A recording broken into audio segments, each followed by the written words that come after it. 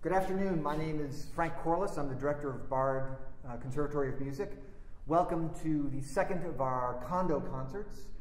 This concert features the Fred Sherry Quartet, Leila, Josefowicz, and Jesse Mills on violin, Hsin-Yun Huang on viola, and Fred Sherry on cello. They're doing the Schoenberg First String Quartet, a massive work, and will be preceded by a couple of short canons.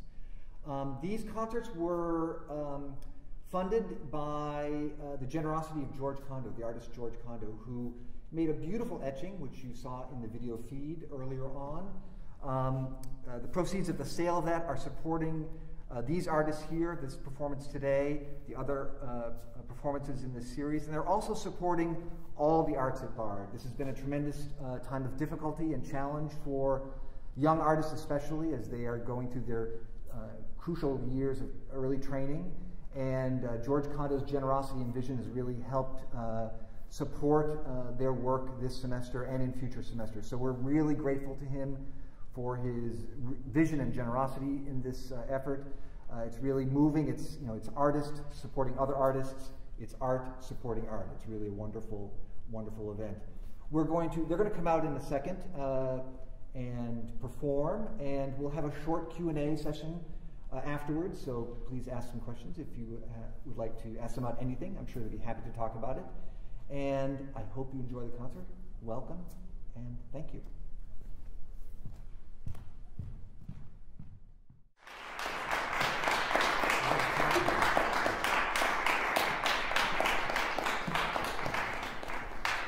Good afternoon, friends and music lovers.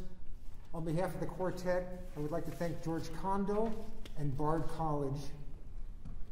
Now, we will play for you one of the great masterpieces of the 20th century. And among its many messages is, move over Gustav Mahler, move over Richard Strauss.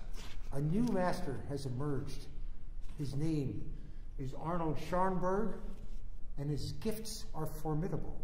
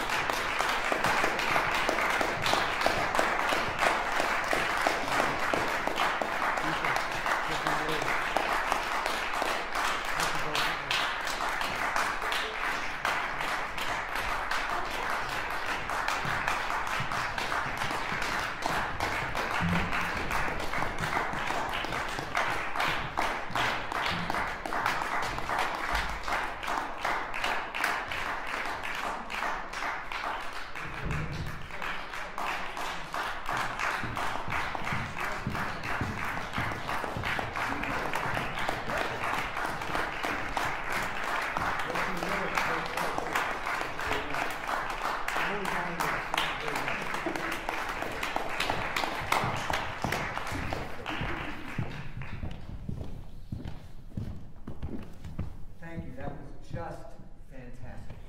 Just fantastic. Such a organic performance, and so the interplay between the four of you is just really wonderful. Hsin-Yun, before you were talking about the kind of it was almost therapeutic doing live performances, and I really felt that during this performance. It was really fantastic.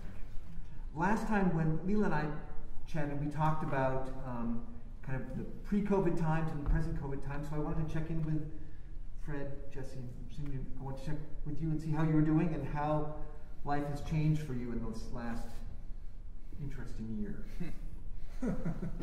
I don't know where to begin.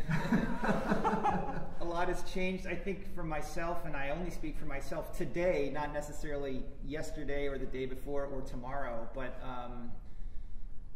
I feel rededicated to certain aspects of life and more depressed, to be honest, in other ways, but I do feel I treasure, doing this, and I treasure interactions with people more than ever, and so a little bit of that makes me happy now. I don't need more, but I'd like more. Fred, I don't know what you're... well, I've been cooking a lot, which I always am. Drinking some good wine, enjoying my wife Carol, our company together, and then talking to people on the phone, teaching a fair amount, and also I got involved in some projects, one of which is a secret one. I hope that you will see it in the music stores in a couple months. Great. And you were saying you've hardly performed at all live in about a year, right? This is my first performance in a year. I felt it too. Is that true? Well, yeah. Describe that. I mean, you forget how, it really is right at the moment. And looking over and saying, I think I did okay. I played a G sharp there. I thought, that wasn't so great.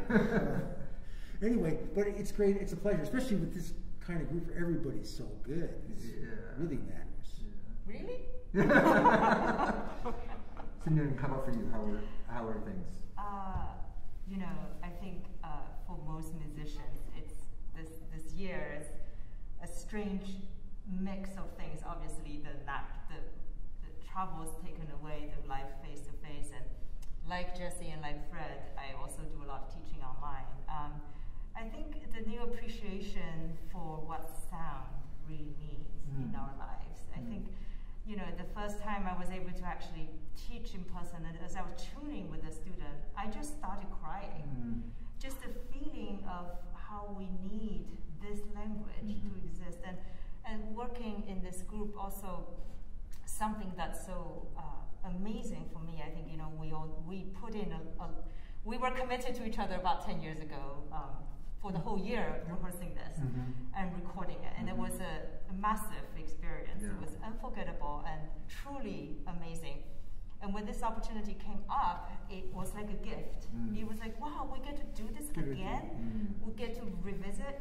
But coming together, it's not the first time. And so there's that gift of getting to know each other, getting to know the music again after all this time. And I think today on stage, some of my personal feeling was very much that we, in such a short time, we rehearsed, and yes, we rehearsed normal with ideas and this, but the moment, as Fred says, the moment music is living, that is the most crucial thing. You go with that. You all thoughts are banished. They're just not there because they're not important.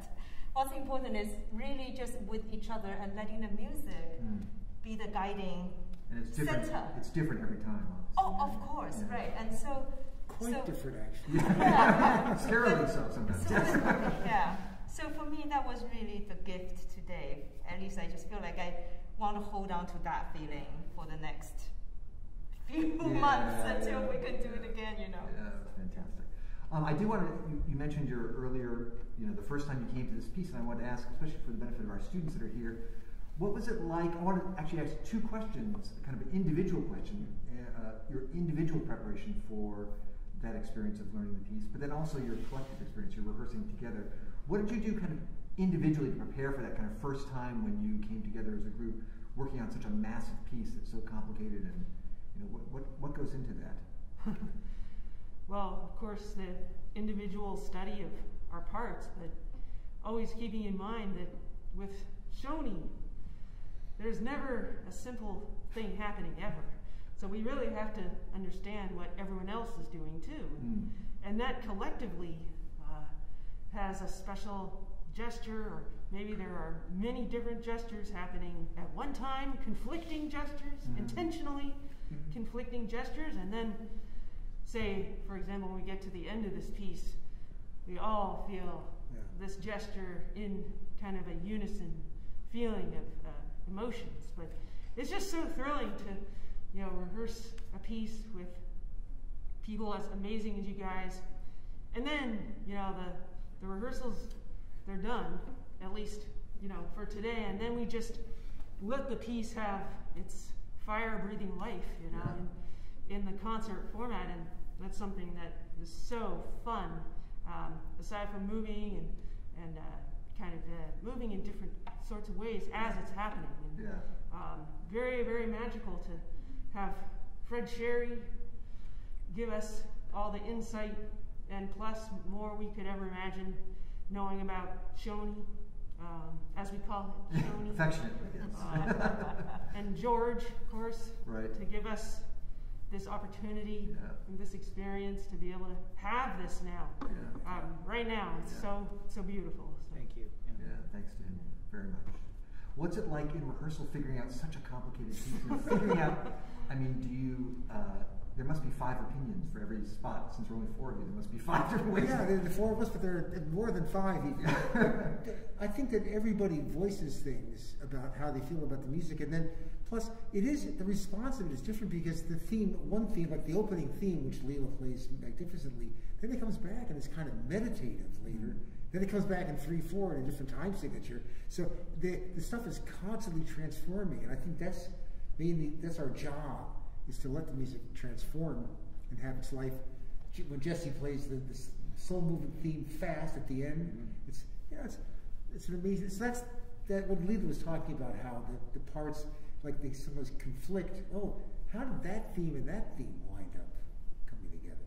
I think you all found an amazing arc throughout the entire piece, a really thread throughout the entire all the movements. It's really impressive. Things are always seeming to connect, and that maybe he had the idea that even though there are fermatas and places where the music stops for a second, that it's always over the bar line. There's an expectation that something's coming until the final 3 chords.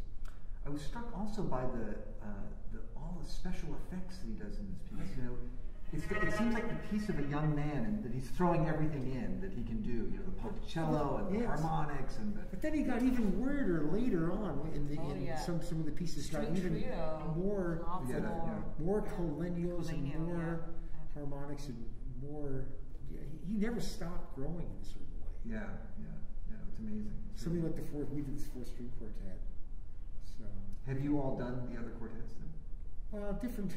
Freddie's done them all many times over and over, but we've been joining him in different ones for the Robert Kraft recordings. Fred recorded all 4 plus the string quartet concerto, and I was collaborating in all those groups except for number 2, which was, I think, different configuration. But it's been great for me. It's a great experience. Going back to such an amazing opening of my eyes to the music of Arnold Schoenberg, and over the course of since I was very young, starting to work with Fred in these projects up until now, it's sort of like hard to separate from my own formative year, formation of my own self. It's learning about but it's amazing music. I'm so glad to have an idea, and I feel like there's so much more to learn still. It's just incredible what he contributed. Always. Can you talk about the canons, which I have to confess I didn't know at all. I didn't even know existed.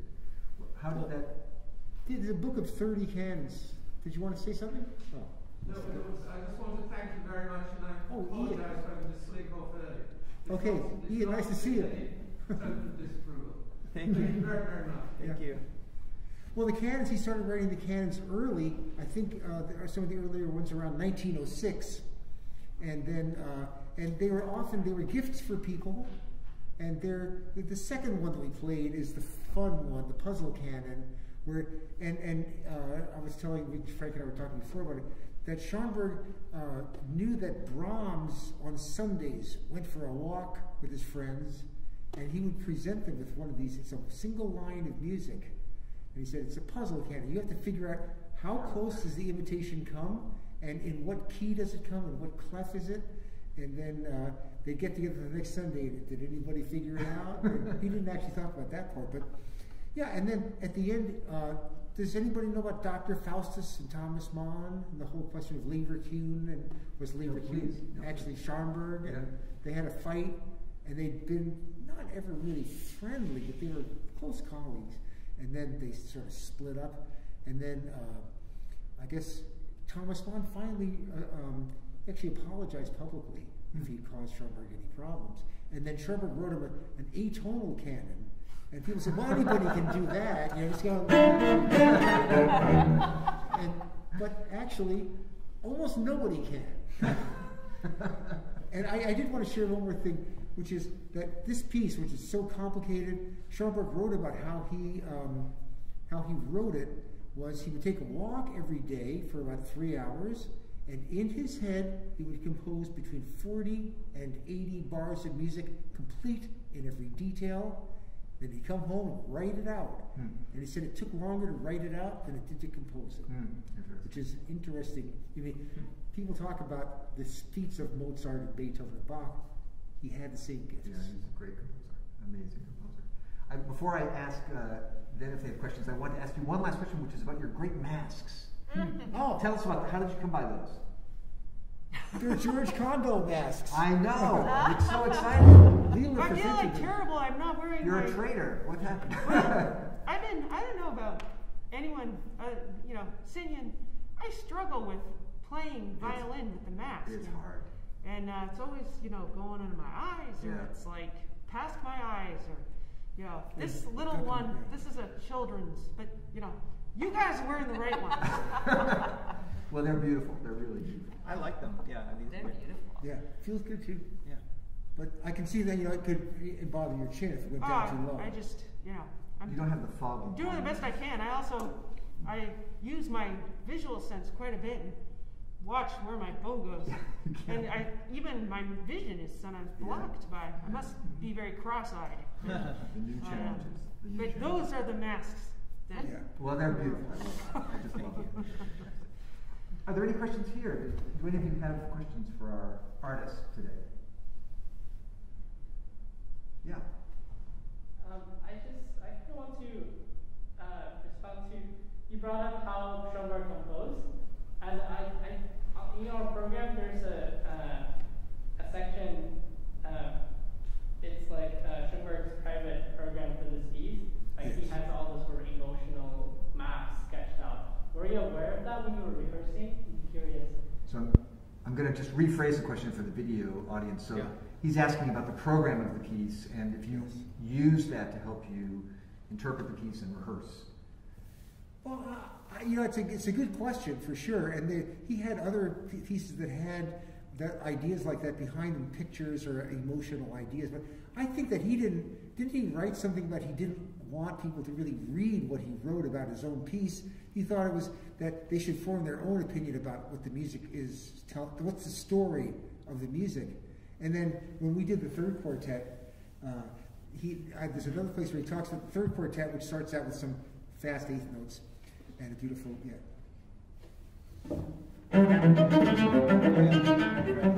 starts out like that. Second violin, right? And so he said, when he started writing it, a picture from his youth came that there was in his bedroom at home in Mödling or wherever he was from, that there was a picture of, it was like the Flying Dutchman. It was a pirate who was a skeleton, and then there were sword fights, and then maybe. So I don't know whether, and also he did it for the Transfigured Night. He actually outlined, you know, which parts were about which parts of the poem, but it may not matter in the long run because, you know, what was it? And Bob Kraft had that thing. He said, "Music is the international language that everybody understands differently." It kind of sums it all up. I hope that answers the question in some way. Yeah, I'm just curious. how, if you were aware, like, what do you think about the fact that that this exists? You know, that he actually has a program. Oh. Or behind, I just in terms of his process, that he actually wrote a map, like emotional map, and then translated that into this musical language, and then hides this program. Oh, I see. Well, I wonder if how you think about the fact that he does that. Is the question whether it's a template for the piece, whether the emotional ideas are a template, or whether that was just something that he thought about and then he gave up on it or didn't really want to expose it? Oh, maybe later you can take a look at the program. It's very interesting. It's like his sketch of the piece being sort of emotional terms. Like the beginning is like revolt, defiance, and then it turns into dejection, comfort, and then there's like lots of descriptive words. And then I was shocked when I saw it because it's like I didn't know Schoenberg did things like this, and because I thought he was all about motives, and you know, and that I wonder if you were aware of that, if you were how you thought about this kind of musicological discovery, that sort of. I did read it a long time ago, earlier, and it didn't. In the long run, it did not have a deep effect on me as much as studying the themes and then deciding how, and that idea that maybe people do understand the emotional qualities of these themes in different ways. And I think even in our group, maybe we don't feel exactly the same. Mm-hmm. It's so clear that there's so much emotion in this piece, and it's felt in so many different ways, and so many urges and longings, and so much wrestling with different kind of tumultuous experiencing these transitions of like shifts of mood and things like this, and just to get this communicated in a coherent way is, I think, there's so much and there's so much intensity as well in this piece to kind of stagger the intensity so that it doesn't all just have this boiling, has different levels. Shifts of mood. There are other pieces where he did unusual things, like we were talking in the car. There's this thing called the Suite, Opus 29, which is 3 clarinets, 3 strings, and piano. And the third movement is a set of variations on an old German folk song called Little Annie from the town of Tarau. And this thing is there very clearly in the bass clarinet. And you can see that it was, I don't know, when I finally realized what it was, is that he just took the set, which is the same set for, the 12-note tone roll, if you want to call it, for the same thing, and he just picked out the notes of the theme, and then he cycled the other notes around them. So it's like, there's a certain thing about technical mastery of how to lay down notes on the page and how to assign them to instruments, which was, I mean, he had all of those gifts, and plus, so many others, and he had a beautiful family, and they might be listening today. That's amazing. That's great. That's great. That's a great question. Yeah. I actually find that, especially in the fugal section, there is no question he's listening to late Beethoven with the große Fuge, the double fugues, which is just is such a signature, and it's of course the idea of conflict and not conflict resolution, which is obviously the central thing here. But I find that there's such great respect and listening. It's an interesting combination of both the craft of composition, but also what they were talking about, the kind of the almost instinctual kind of programmatic element of the piece, and that the way he kind of held the piece together through that kind of idea, the kind of programmatic idea. Interesting contrast. Any other questions? Please. I have a question about how to balance the real sound in string quartet. Sometimes the melody is a piano, but if I play the piano, sometimes the audience cannot hear. But if I play loud, it's not piano. How to balance it? So a question from a violist to another violist. I see. So how do you balance the viola sound in a quartet so that it still sounds piano within the context of Thank you. That's a great question. It's a hard thing to do, I agree. I find that it has to do more with clarity than anything else. I think oftentimes, you know, violist's job obviously is listening inside out and trying to figure out how to go with the group. But if you're in the middle trying to provide rhythm, color, and texture, you know, then if you're clear, people can latch onto you, then it's almost always there. So articulation is something I think about a lot. Certainly here, this articulation also. But to play quietly without any articulation is a big mistake, because then you just become murky, and then you don't provide enough. It's possible to play softly, but in actually a crucial way that holds a group together. And then when you need to pump out, you need to pump out. Like, I think also in the middle, the difference between playing with a lot of bow speed versus a slower bow speed, that can, if you vary it, it can help, like, to be clear and soft if you play with a little bit more core to the sound. Yeah. You know, like, I'm exaggerating, but that kind of sound. And if you find the right amount, it can be a good way of being heard without playing too much. When I was a student, I think we were at Curtis around the same time. Yeah. So some of our mentors were great people like the Quartet. And you know, I remember I was studying with Michael Tree, and I was just always amazed how little bow he would use to get something absolutely crucial to just come out. And it's just the right amount. You did not huge sort of dramatic gesture. Him and Dave Sawyer both just, it was placement of the note and exactness of the sound, and that was all they needed. And it was just great to listen to wonderful players like that. So there's also something about this group of the four of us is that we're not really trying to match that much. And you know, so it's like, well, I want my vibrato to match your vibrato. How fast is that again? And then, you know, oh, my bow is going slower than yours. Or we don't really work on that kind of stuff, and that's why I think that's one way that the personalities of the four players comes through is because we're not trying to match.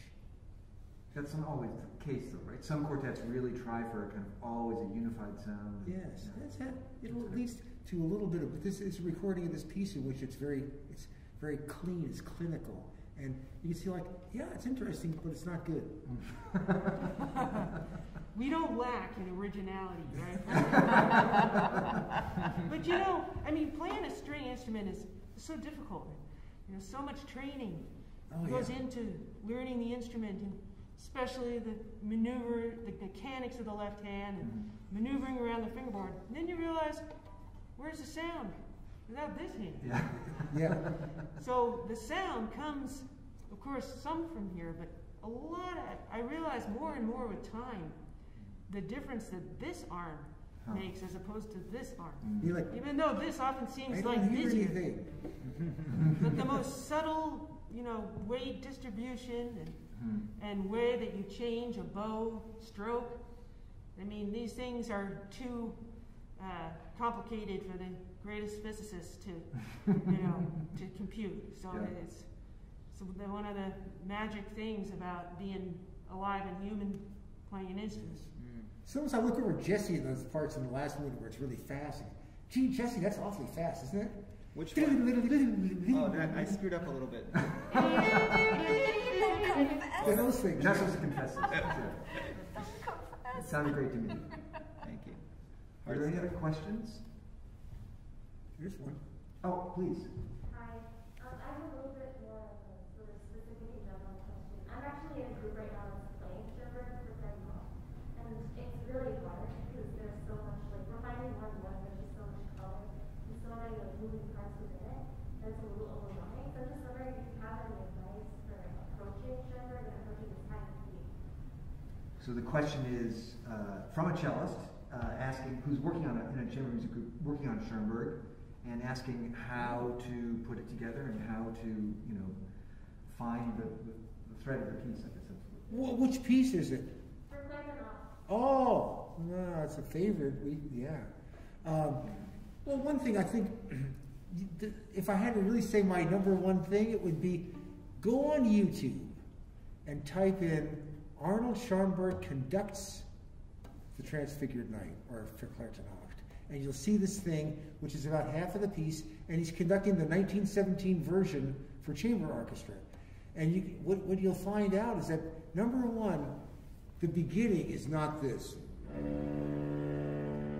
It's also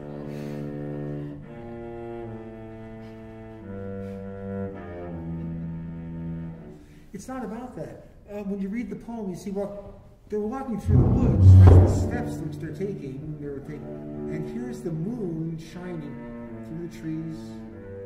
And, you know, as you go through anything, if you're traveling, the moon seems to be moving through the trees, but actually it's just you that's moving. And so that idea of, and when you realize that all those little double bars and changes of tempo and things that he marks in so carefully, that he doesn't really do them. I mean, he does them, but you never go, you look at retards don't do that. They go, they almost always go over the bar line. And then plus, I think probably to do that piece, you'd have to, and I in my own part, I'm glad that I had a lot of times to play it, and I wrote in everybody else's part, like little rhythmic cues or, you know, things, memory cues that will enable me to, oh, that's right, I gotta remember to look for that person, because it's complicated. And then it goes through all those keys. Actually, there's a lot of similarities between Verklärte Nacht and this piece in terms of, well, the period and this kind of hyper-expressive language. And I think both pieces, in my experience, you really have to know all the details of what everybody else has around you all the time, so that the group can be expressive without having to be metronomic. Because if you're trying to do the emotional part and all of the all what the music is doing, it's easy to get confused. There's a little time that's taken here and there, and somebody takes time, and if you don't really know exactly what they have and who to listen for at every moment, then you can easily get confused. In my personal experience, you can get confused. So it's good to just keep studying the other parts besides your own. Yeah. Oh, there's another thing which I forgot to mention, which is maybe that was another discovery, that he wrote the piece in 1899, and then he wrote the first transcription in 1917 for chamber orchestra, and there was a second transcription in 1942 for chamber orchestra, for string orchestra, that is. And that if you look at those things, you'll see what he changed and what he didn't change. And so there's a lot of things where ritardandos are not in the same place, and there also, he wrote metronome marks into the last one, so you can see, oh, you mean that place is 132 and that place is the same tempo? And that gives you a real view, or an eye, or whatever you want to call it. It gives you an opportunity to explore how he felt about it at different times in his life. Because it wasn't in one place. As Jesse said, things don't stay the same. What was that quote about Arnold Schoenberg, that there's no tempo that's the same all the time or something? Oh, yeah. Well, he wrote that thing, which sometimes you wonder if he must have been a pretty funny guy. I wish I had met him, but he said, my tempo markings are good for the first bar at most. Okay. So things are changing. But the other challenge is just when you know someone else has the solo, just simple prioritization so that we can always hear who has the Hauptstimme and who has the underlying, I mean, Freddie more than anyone else. Who has Hauptstimme? Everyone else shut up. Shut up. Everyone else quiet, so the other can stick out there, and having that be passed clearly between players, so that it doesn't become so active and so busy that you just don't know who's doing what anymore. So that's really important. Well, which part are you playing? Cello 1 or cello 2? That's the good part. That's the part that I like to play. You don't get some of the big solos, but you get to control a lot of things about the placement of where, when you lay in certain bass notes at certain times, you can really clarify the piece or make it a mess.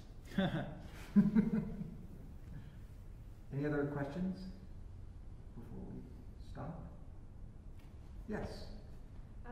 First of all, I just wanted to thank you so much for coming here and playing for us. It's the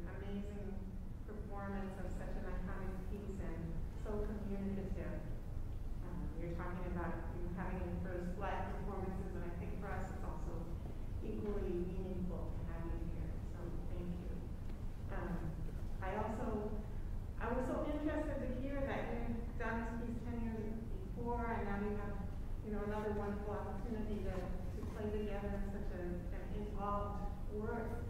Were there things that surprised you about your preconceptions of what it was going to be like to the music, to encounter the music again? What were the things that were the most surprising to you? Because I think that the moment that we're in the music with such a large piece, sometimes we don't think of having a future with that piece. We don't think it's such a long timeline. We think, oh, we have to get it all done now. I think for especially the students who are here today, they might enjoy hearing some of your. So the question is, what was it like coming back to the piece after 10 years? Were you surprised by anything? Did anything strike you as new, or was it? Yeah, first of all, I want to say hello, Marka, and thank you. Hello. So great to see you. And this is Marka Gustafson, our head of chamber music here at Bard Conservatory, a wonderful head of chamber music. Who I have great respect for many, many years. Thank you for being here, and it's nice to see you. I just speak for myself that, I felt this time around, I was having more fun because I felt like over those last 10 years since we played together before, something was germinating inside me with this music, maybe. And it's funny how that happens. I'm sure you have the same experience yourself, where all of us, when we come back to a piece and you didn't realize that it's not that your knowledge of the piece just ended from the last time you were with the piece. There's something that happens unconsciously, I think. And so for me, that I think was definitely happening. I feel I'm a little bit of a different person than we were before. And what I was having fun with this time was almost like a puzzle, I have to admit. Having a lot of fun, trying to hear all the other three parts and my own at the same time. Like, if everyone ever saw that movie, 32 short films about Glenn Gould, Yes. that came out. And, it's sort of, there's a scene where he's listening to all the conversations in the restaurant, I believe. And it was amazing, showing his mind was capable of really having different compartments and to be able to really absorb everything simultaneously. And I felt like I was sort of having that experience with us, because something about this piece is so, there's so many themes that coexist together. And so if you can really hear them all, it's really what I think the composer is intending, for us to be able to hear it. And maybe that's just a testament to this great master of Arnold Schoenberg, that he was able to write so much of a complex texture, and yet it's clear. And so I don't think that's all about us. I mean, we do our best, but I think there's something about the way he wrote it which makes that possible. But I was having more fun taking up that challenge this time around, and not just getting, because you can easily just get into the expression of your own part, and just it's maybe good enough to just be together as a group. That's maybe that's a small challenge, but to actually also hear more is what I was having fun with. But I don't want to speak, for everyone. I feel strongly that actually going back to what Fred was saying earlier about how we're not trying to match with each other, in a way this music exactly needs quite the opposite. It's more of a release if we accept that we're just going to be different. And in fact, oftentimes you're going to have melodic lines, as you say, one is yearning, one is trickling, one is being, kind of playful. They're all saying such different things. So like a conversation, in fact, often this music exists better if we just leave each other alone and just kind of play it and let it be. And I totally agree. I also was having more fun, but I also feel like I didn't care so much if we weren't quite together or matching. I mean, it's sort of like, it's nice to be, if it's together, but more and more it's about the celebration of four real individual personalities. The human experience of being able to share music together is all more special. And the experiences that we've had for 10 years now since we've done this, the sweet exaltation of sharing music again, especially such incredible music as this is. Well, we'll have the pleasure of that again next month. I think April 18th, you come back to do the great Schubert G major quartet. Yes. Also radical work in its own way. Oh, yeah. And we're really looking forward to that. Thank you so much for this wonderful performance today. It was a true gift to all of us and to our community. And we look forward to hearing you again next month. Thank you. Thank you. Thanks for joining us.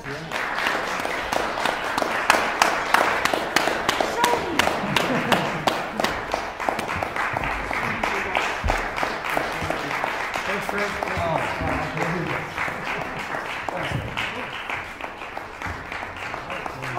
Thank you, people. Thank you, God.